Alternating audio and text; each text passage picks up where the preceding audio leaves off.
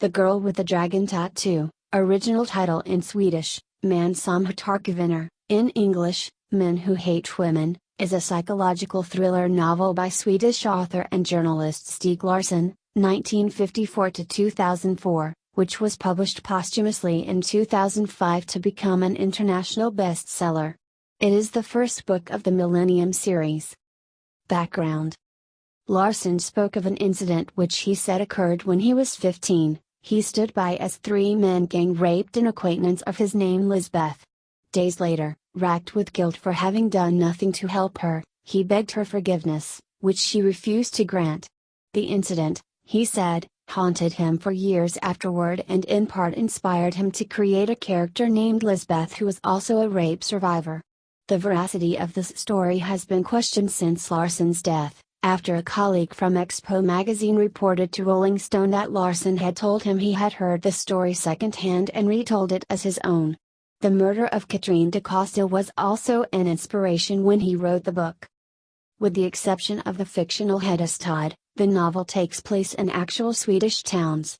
The magazine Millennium in the books has characteristics similar to that of Larsson's magazine, Expo, such as its socio-political leanings and its financial difficulties. Both Larsson's longtime partner Eva Gabrielson and English translator Stephen T. Murray have said that Christopher Micklehose, who works for British publisher Quirkus, needlessly prettified the English translation. As such, Murray requested he be credited under the pseudonym Reg Kieland.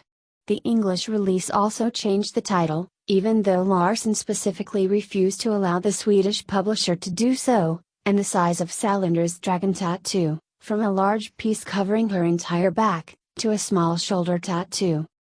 Plot: in December 2002, Mikael Blomkvist, publisher of the Swedish political magazine Millennium, loses a libel case involving allegations about billionaire industrialist Hans-Erik Wennerström. Blomkvist is sentenced to 3 months, deferred, in prison, and ordered to pay hefty damages and costs. Soon afterwards, he is invited to meet Henrik Vanger, the retired CEO of the Vanger Corporation, unaware that Vanger has checked into his personal and professional history. The investigation of Blomkvist's circumstances has been carried out by Lisbeth Salander, a brilliant but deeply troubled researcher and computer hacker. Vanger promises to provide Blomkvist with evidence against Wennerström in return for discovering what happened to Vanger's grandniece, Harriet, who disappeared in 1966 during a family gathering at the Vanger estate on Hedeby Island the same day that a traffic accident on a bridge temporarily cut off the island from the mainland. Blomkvist stays on the island while researching the Vanger family history and Harriet's disappearance. He meets several members of the Vanger clan, including Harriet's brother, Martin, current CEO of the company, Isabella, Martin and Harriet's mother, and Cecilia, a headmistress who is Harriet's younger aunt and friend. Meanwhile, Salander's state-appointed legal guardian Holger Palmgren suffers a stroke. He is replaced by Nils Bjerman, who extorts sexual acts from Salander and eventually rapes her. After secretly recording her assault, Salander takes her revenge, torturing Bjerman and threatening to ruin him unless he gives her full control over her life and finances. She then uses a tattoo machine to brand him as a rapist. On Hedeby Island, Blomkvist pursues new evidence in Harriet's disappearance, including photographs showing Harriet's discomfort at seeing an unidentified young man.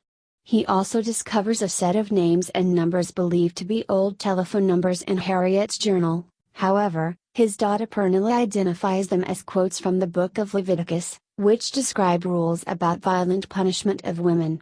Blomkvist correlates one of them with the grotesque murder of a Vanger Corporation secretary in 1949, and realizes that he may be on the trail of an old serial killer. Vanger's lawyer suggests Salander as a research assistant. Blomkvist realizes that Salander hacked into his computer for the initial report, and confronts her to ask her for help with the investigation, to which she agrees. The two eventually become casual lovers. Meanwhile, Salander uncovers the remaining 4 murders corresponding to the Bible quotes in Harriet's journal, as well as several more that fit the profile. However, they realize this is more than just an old cold case when a local cat is left dismembered on their porch, and Blomqvist shot it from a distance during an afternoon jog. Convinced that there must be a connection between the murders and the Vanger family, Salander searches through the Vanger Corporation archives. She notices that most of the murders occurred in locations where the corporation did business.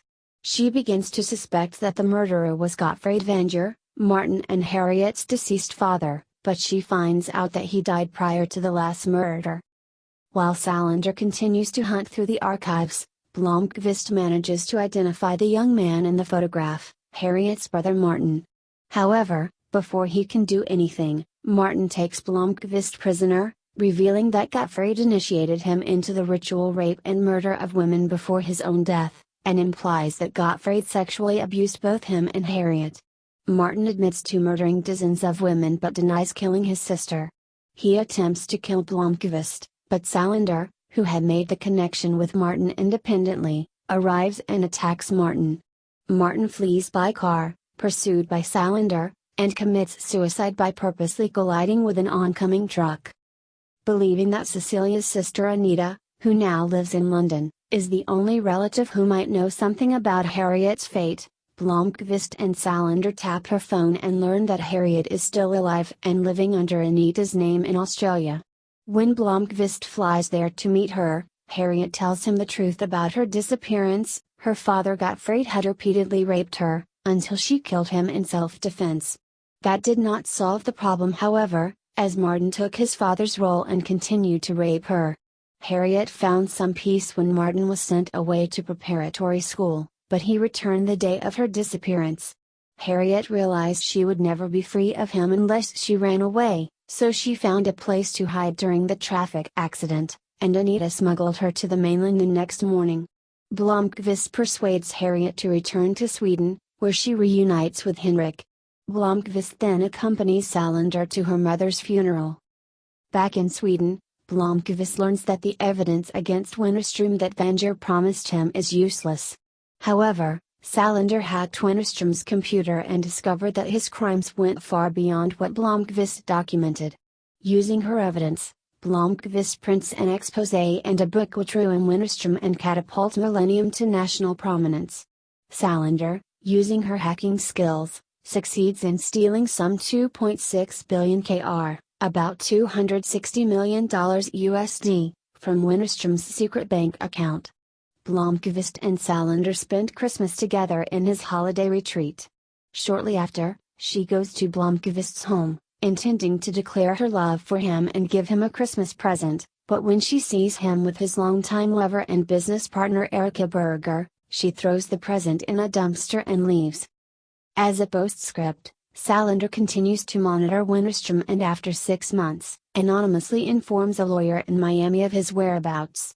4 days later the body of Wennerström is found in Marbella, Spain, shot 3 times in the head. Characters: Mikael Blomqvist, journalist, publisher, and part owner of the monthly political magazine Millennium.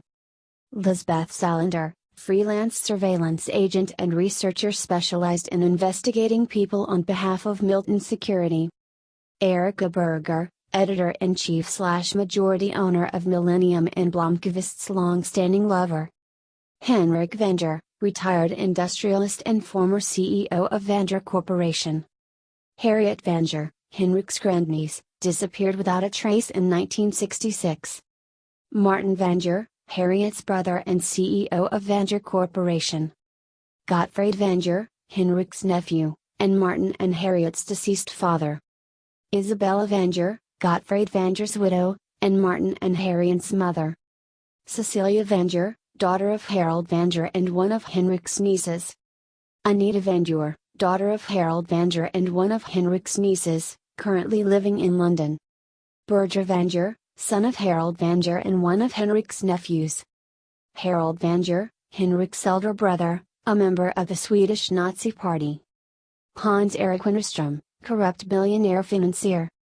Robert Lindberg, a banker, Blomqvist's source for the libelous story on Wennerström. William Borg, a former journalist and Blomqvist's nemesis. Monica Abramson, Blomqvist's ex-wife whom he married in 1986 and divorced in 1991. Pernilla Abramson, their daughter who was born in 1986. Gregor Beckman, Erica Berger's husband. Holger Palmgren, Salander's legal guardian and lawyer who becomes disabled by a stroke. Nils German, Salander's legal guardian and lawyer after Palmgren. Dirk Frode, former lawyer for Vanger Corporation, now lawyer with one client, Henrik Vanger. Dragan Armansky, CEO and COO of Milton Security, Lisbeth's employer. Plague, computer hacker, genius. Eva, Martin Vanger's girlfriend. Christermom, director, art designer, and part owner of Millennium. Jan Dahlman, managing editor of Millennium. Gustav Morel, retired detective superintendent who investigated Harriet's disappearance. Anna Nygren, Henrik Vanger's housekeeper. Gunnar Nielsen, caretaker of Henrik Vanger's domain in Hedeby. Major themes. Larson makes several literary references to the genre's classic forerunners and comments on contemporary Swedish society. Reviewer Robert D. Sachs writes, his favorite targets are violence against women, the incompetence and cowardice of investigative journalists, the moral bankruptcy of big capital and the virulent strain of Nazism still festering away in Swedish society. Cecilia Ofstadter Alm and Anna Westerstelston portray that the novel reflects, implicitly and explicitly, gaps between rhetoric and practice in Swedish policy and public discourse about complex relations between welfare state retrenchment, neoliberal corporate and economic practices, and politicized gender construction. The novel, according to one article, endorses a pragmatic acceptance of a neoliberal world order that is delocalized, dehumanized and misogynistic. Alm and Stimport add, what most international, and Swedish, reviewers overlook is that the financial and moral corruptibility at the heart of the girl with the dragon tattoo is so profound as to indict most attributes associated with contemporary Sweden as democratic and gender equal. The novel is in fact far from what American critic Maureen Corrigan calls an unflinching, common-sense feminist social commentary. Corrigan's article was super smart noir with a feminist jolt, National Public Radio, September 23, 2008. Larson further enters the debate as to how responsible criminals are for their crimes, and how much is blamed on upbringing or society. For instance, Salander has a strong will and assumes that everyone else does, too. She is portrayed as having suffered every kind of abuse in her young life, including an unnecessary ordered commitment to a psychiatric clinic and subsequent instances of sexual assault suffered at the hands of her court-appointed guardian. Maria de Lourdes Sampaio, in the journal Cross-Cultural Communication, asserts that, Blomkvist, a modern Theseus, leads us to the labyrinth of the globalized world, while the series protagonist, Lisbeth Salander, modeled on the Amazon, is an example of the empowerment of women in crime fiction by playing the role of the tough guy detective, while also personifying the popular roles of the victim, the outcast and the avenger. In this context, she discusses dialogues with Greek tragedy. Namely Salander's struggles with strong father figures. Sampaio also argues. Then, like so many other writers and movie makers, Larson plays with people's universal fascination for religious mysteries, enigmas and hermeneutics, while highlighting the way the Bible and other religious books have inspired hideous serial criminals throughout history. There are many passages dedicated to the Hebrew Bible, to the Apocrypha and to the controversies surrounding different churches' branches.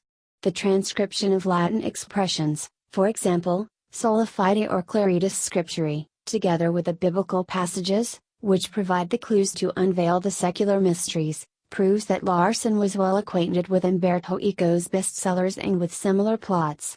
There are many signs of both the Name of the Rose and of Foucault's Pendulum in the Millennium series, and in some sense these two works are contained in the first novel. Locked Room Mystery. Larson writes within the novel, in Chapter 12, it's actually a fascinating case. What I believe is known as a locked room mystery, on an island. And nothing in the investigation seems to follow normal logic. Every question remains unanswered, every clue leads to a dead end. He supplies a family tree delineating the relationships of 5 generations of the Vanger family. Reception and awards. The novel was released to great acclaim in Sweden and later, on its publication in many other European countries.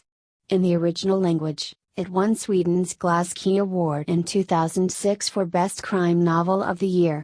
It also won the 2008 Book Prize, and in 2009 the Galaxy British Book Awards for Books Direct Crime Thriller of the Year, and the prestigious Anthony Award for Best First Novel. Larson was awarded the ITV3 Crime Thriller Award for International Author of the Year in 2008. The Girl with the Dragon Tattoo received mixed reviews from American critics. It debuted at number 4 on the New York Times bestseller list. Alex Berenson wrote in the New York Times, "The novel offers a thoroughly ugly view of human nature. While it opens with an intriguing mystery and the middle section of Girl is a treat, the rest of the novel doesn't quite measure up." The book's original Swedish title was Men Who Hate Women, a label that just about captures the subtlety of the novel's sexual politics.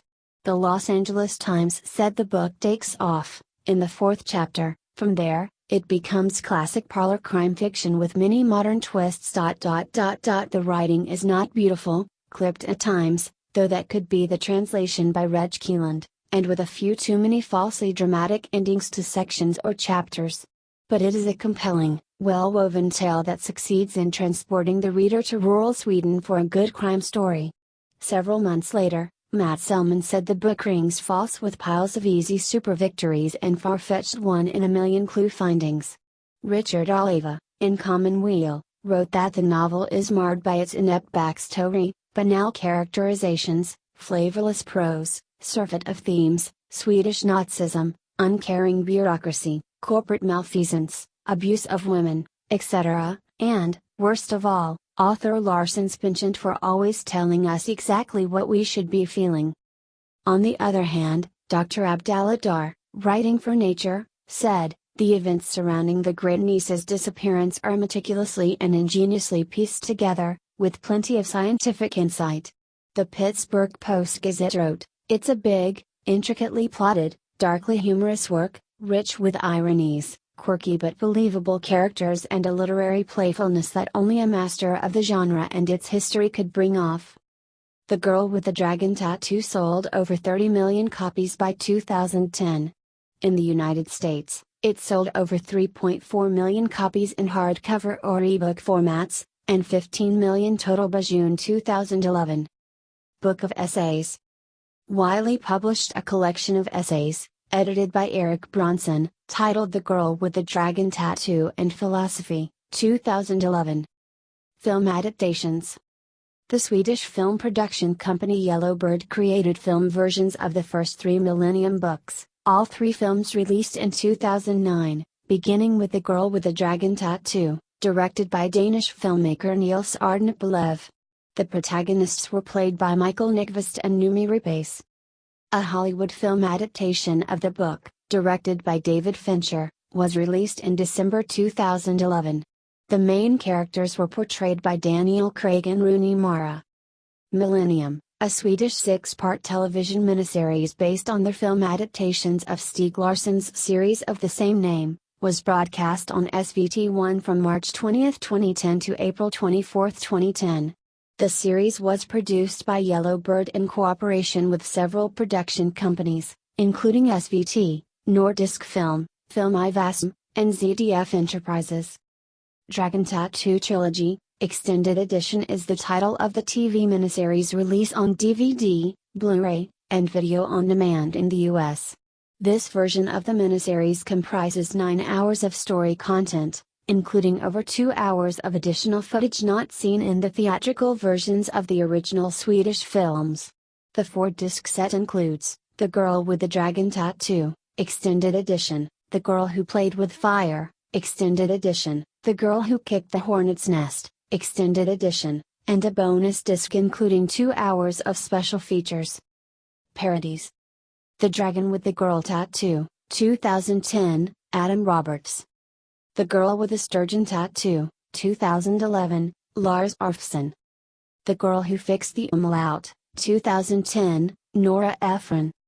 The Girl with the Sandwich Tattoo, a cruel parody, 2013, Dragons Dixon. The Coach with the Dragon Tattoo, An episode of Class by Patrick Ness.